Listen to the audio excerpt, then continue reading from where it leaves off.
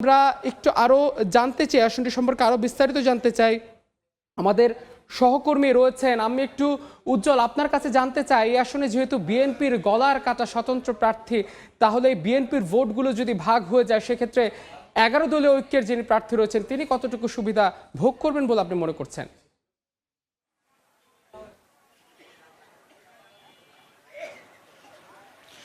আমি এই মুহূর্তে আছি ব্রাহ্মণবাড়িয়া 5 আসন নবীনগরের মধ্যে।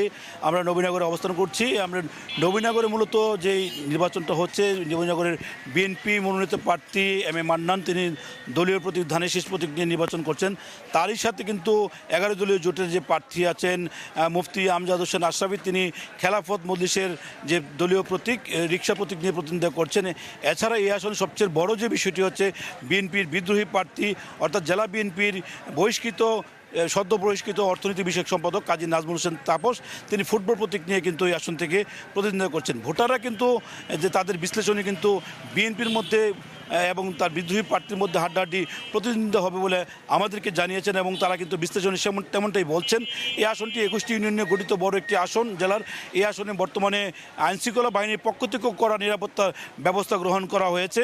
এই আসনে আমাদেরকে যেমনটা জানিয়েছে আইনশৃঙ্খলা বাহিনীর পক্ষ থেকে, প্রতিটি ভোট কেন্দ্রে 13 জন করে আনসার সদস্য থাকবেন। প্রত্যেকটি কেন্দ্রের মধ্যে কিন্তু 3 জন অস্ত্রধারী আনসার থাকবেন। তাদের পাশাপাশি পুলিশ থাকবেন, র্যাবের পক্ষ থেকে টহল টিম থাকবেন, সেনাবাহিনীর পক্ষ থেকে টহল টিম থাকবেন, বিজিবির পক্ষ থেকে স্ট্রাইকিং ফোর্স সহ বিভিন্ন বাহিনীর পক্ষ থেকে কিন্তু কড়া নিরাপত্তামূলক ব্যবস্থা গ্রহণ করা হয়েছে। প্রার্থীরা কিন্তু ইতিমধ্যে যে তাদের যে অর্থাৎ নবীনগরের যে আসনটি আছে, এখানে 151টি ভোট কেন্দ্র আছে, সেই 151টি ভোট কেন্দ্রে পোলিং এজেন্ট কারা কোন কেন্দ্রে থাকবে সেই বিশ্লেষণ কিন্তু করছেন এবং তারা কিন্তু সেই কার্যক্রমটি বর্তমান চালাচ্ছেন।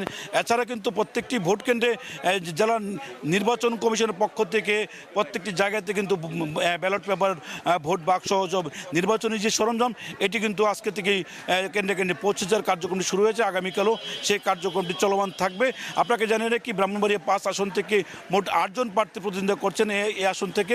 এই আসনে জাতীয় পার্টির প্রার্থী রয়েছেন, ইনসানিয়াত বিপ্লবের প্রার্থী রয়েছেন এবং গণসংহতি আন্দোলনের প্রার্থী রয়েছেন। সব মিলিয়ে এই আসনটি বর্তমানে কিন্তু একটি গুরুত্বপূর্ণ একটি আসন। সেই আসনটি আগামী পরশুদিন অর্থাৎ যে 12ই ফেব্রুয়ারি যে ভোট গ্রহণ হবে, তার এই ভোট গ্রহণের মধ্য দিয়ে কিন্তু কে নির্বাচিত হবে সেটি ভোটাররা জানতে পারবেন। তো এইটুকু ছিল আমার কাছে ব্রাহ্মণবাড়িয়া 5 আসন থেকে সর্বশেষ তথ্য।